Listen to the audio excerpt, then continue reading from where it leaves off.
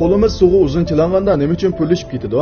Siz chuqur barmoqlaringizning terisi pulishib ketadigan ishga yo'liq boqqan. Ba'zida munchida uzun yuyinayotganlikdan, yana ba'zida qochqichcha kiyim-kechakni uzun yuvayotganlikdan bo'ladi. Mayli qanday ahvol bo'lishidan qat'iy nazar, qo'lingizni suvga bek uzun chilab qo'yganligingizda mushkil ahvol yuz beradi. Biz buni suvda pulish reaksiyasi deb ataymiz. Ilgari nihoyat uzoq bir mezgil ichida suvda pulish reaksiyasi izchil holda ma'lum xil osmoz ta'siri keltirib chiqargan deb qaralib, teri osmoz bisimining ta'sirida suv sumirlab, shuning bilan pulish kelib chiqadi. Undan boshqa terimizning sirtini bir qavat terini asraydigan terimay qaplab turadi. Faqat po'stloq yulib ketgandan keyin ondan singib kirib besim o'xshamaslik sababidan suv sumiradi yoki suvsizlanib ketadi. Shunga barmoqning nima uchun bir mezgil chilinib turgandan keyin onni pulishib qolganligini tushunib olgan bo'ldik. Lekin bu javob ancha to'g'ri emas. 1935-yili bir juft doktor nervisi zaxmilangan bemorlarni davolaganda, bemorning olqandan keyin nervlar palashlangan o'rnining mayli suvga qanchalik chilinib ketsimi, suvda pulish reaksiyasi paydo bo'lmaydiganligini bayqagan. Bu suvda pulish reaksiyasining nuqul singish roli bilan munosabatlik bo'lmasdan, balki teri to'qilmalardagi nervlar bilan munosabatlik ekanligini ifodalaydi. Qanday tushundiramiz? Bizning qo'l barmoqlarimiz vegetativ nerv sistemasining kontrolligiga uchraydi.